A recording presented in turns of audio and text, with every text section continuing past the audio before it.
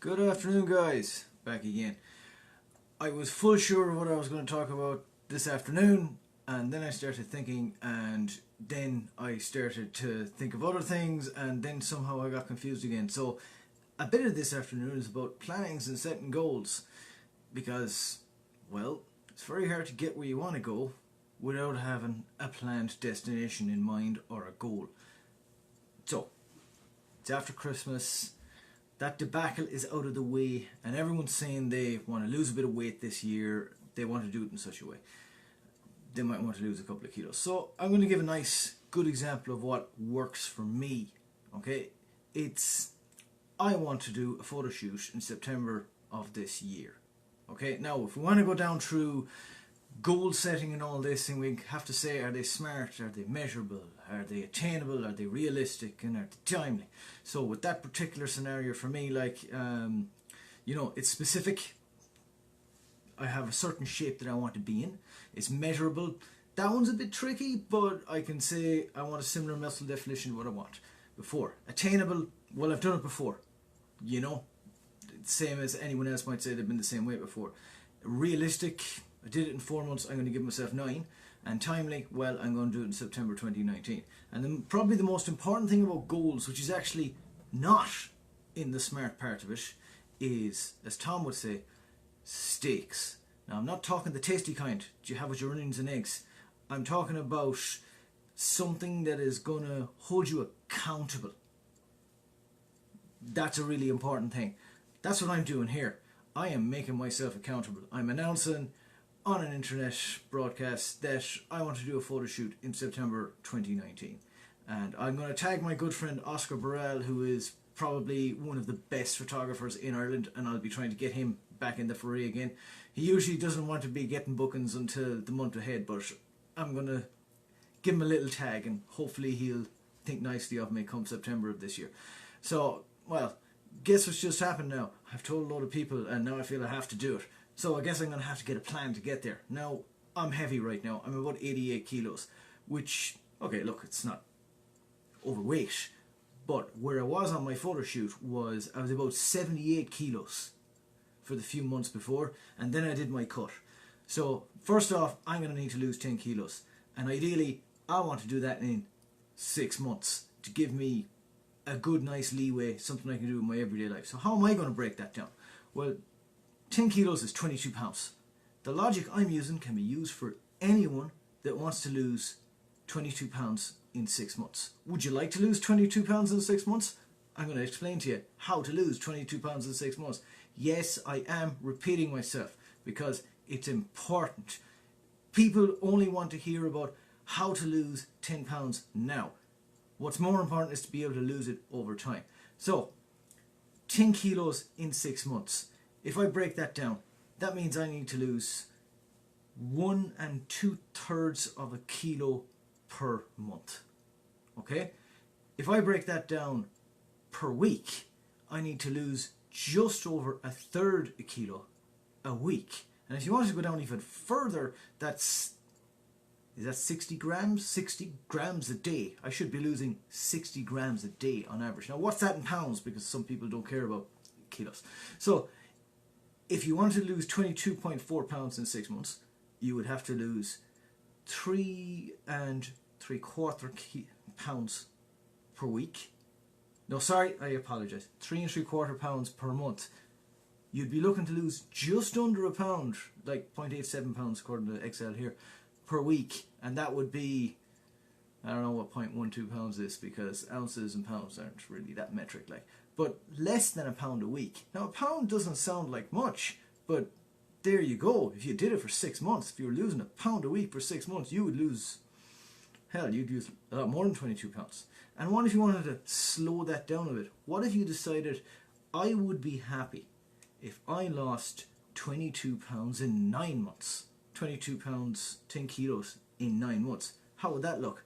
Well, you'd have to lose 2.5 pounds a month. And that would be just over half a pound a week. Now, again, doesn't seem like much, but a half a pound a week over 9 months will pretty much get you that 20 pounds. It's 0.58, but it's close enough. And as with kilos, that would be losing a quarter of a kilo a week. A quarter of a kilo. Quarter of a kilo is 250 milliliter of water. It's half of a bottle of water. That would be the amount of weight you lose every week for 9 months to lose 10 kilos or 22 pounds. It's actually not that much.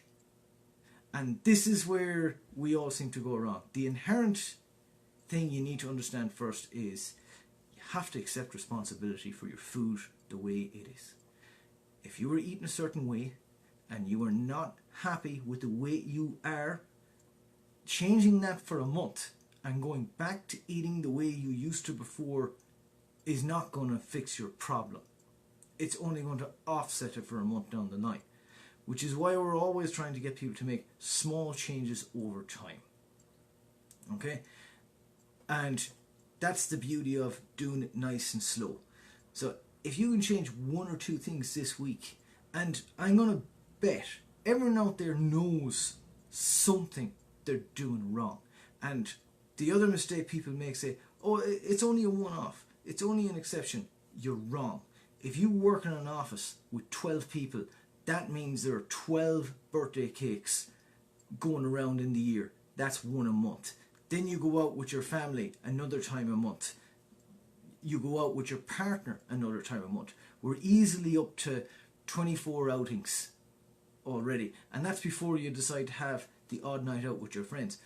When you tot it up, it is fair to say that 3/4 of your weekends in the year are a one-off or something special or someone was home. And unfortunately, that's not a one-off, that is a habit. If you're doing something 2 or 3 times a month, which you know you shouldn't, if you are eating in a fashion 2 or 3 times a month and you know you shouldn't and you know it's not helping you, that's not an exception. An exception is when you do it once in 6 months. Now, does that mean I'm trying to be dry and telling you not to go out and not to enjoy yourself or any of that? No. A lot of times what happens is, and I used to be very heavy myself, I'll have to actually get a photo up and show it to people next time. I don't have the computer ready, I should have thought that in advance. Someone I know in Dublin called this quite well the fuck it effect. You go out on a Friday night and you have maybe a beer or two and you have a nice dinner, you have a takeaway, maybe some dessert, and you go home. Then you wake up in the morning and you're like, well, you know, last night wasn't ideal. Gonna have a big fry, fuck it. And then you come around to lunchtime and you go to someone's house, there's cake or there's apple tart, and again it's like, oh, you know, this apple tart is here, or these biscuits are here and they're being nice, oh fuck it, I'll have it. And all of a sudden this behaviour goes all the way through the weekend, and the entire weekend is a total write-off, which is why 95% of the people in the gym, we have done it often as a test, when we weigh them on a Monday and we weigh them again on a Friday, they lose weight during the week and they put it all back on again at the weekend. It's a sobering thought, but you need to think about how are you going to break that pattern. Okay? One of the best things I can say is try to get some control on your weekend.